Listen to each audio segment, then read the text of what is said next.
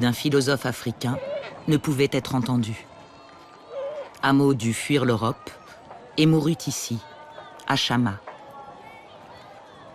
Alors que la richesse des nations devenait la Bible de l'économie, les livres d'Anton Wilhelm Amo furent brûlés et son travail presque oublié. Je crois qu'Adam Smith commence à raisonner, comme va le faire l'économie après lui, hein, sur un monde en partie virtuel, en partie déconnecté de tous ces éléments de violence.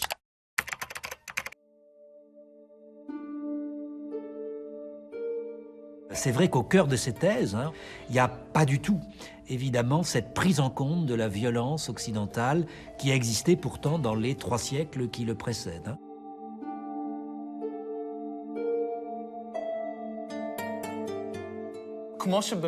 À l'époque de Smith, le capitalisme a révélé son monstrueux visage, avec la traite des Noirs, découlant de l'idée que l'esclave ne vaut rien. La nature du commerce des esclaves, ainsi que le produit de leur travail, s'effectue à travers une vision purement économique. Ne compte que les chiffres, les pertes et profits. Voilà à quoi se résume la valeur des êtres humains. Aujourd'hui, si la traite des Noirs n'existe plus, nous entretenons exactement le même rapport avec les animaux.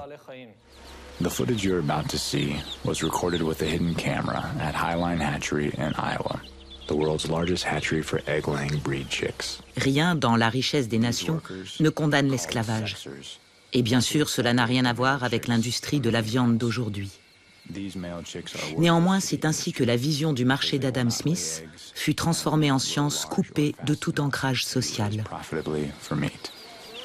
These male chicks are killed by being dropped into a grinding machine while still alive.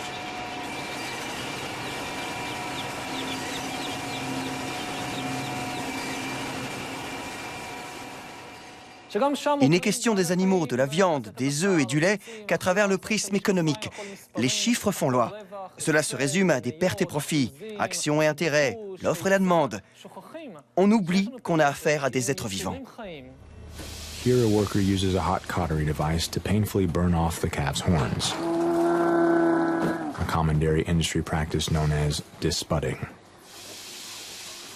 No anesthesia was used to reduce the calf's pain during this harsh and invasive mutilation. Personne n'y pense. Quand on prend du lait dans le frigo pour le café, on ne se demande pas d'où vient le lait. Il n'est pas question de haine ici. Personne ne déteste les vaches.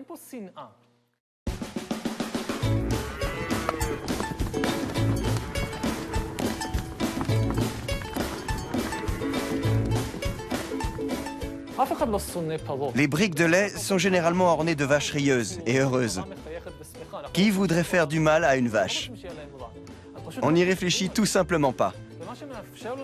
C'est la façon dont fonctionne l'économie capitaliste qui est en cause.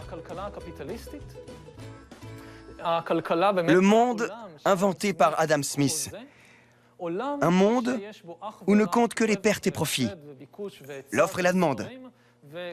Le règne des chiffres, d'où l'on a évacué toute considération morale ou religieuse.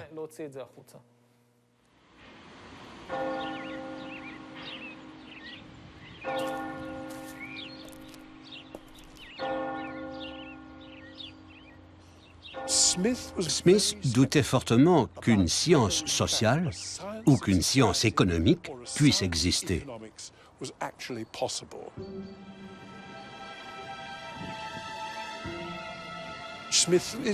Il est resté très prudent sur la façon de mettre en place le marché libre.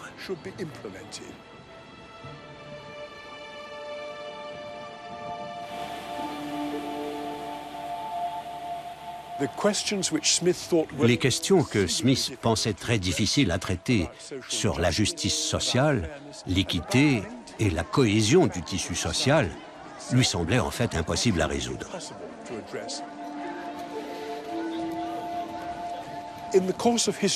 Tout au long de l'histoire, nous avons perdu toute cette réflexion sur la dimension politique, sur la dimension éthique du progrès vers une économie de marché.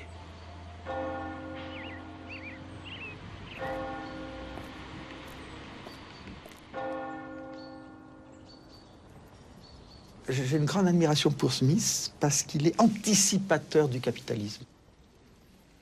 Smith anticipe le caractère révolutionnaire de la division du travail qui va en proportion de la taille du marché. Et alors moi, j'ai toujours vu Smith comme ayant un siècle d'avance par rapport aux autres théoriciens, alors que tous les successeurs vont avoir quelques siècles, un demi-siècle de retard. Et pour aller jusqu'à la plaisanterie, la théorie néoclassique actuelle a un siècle de retard.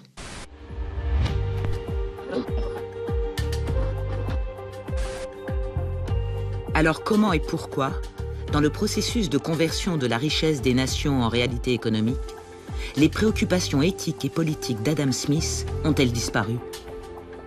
L'avidité a gagné et les sociétés se sont pliées à la logique du marché.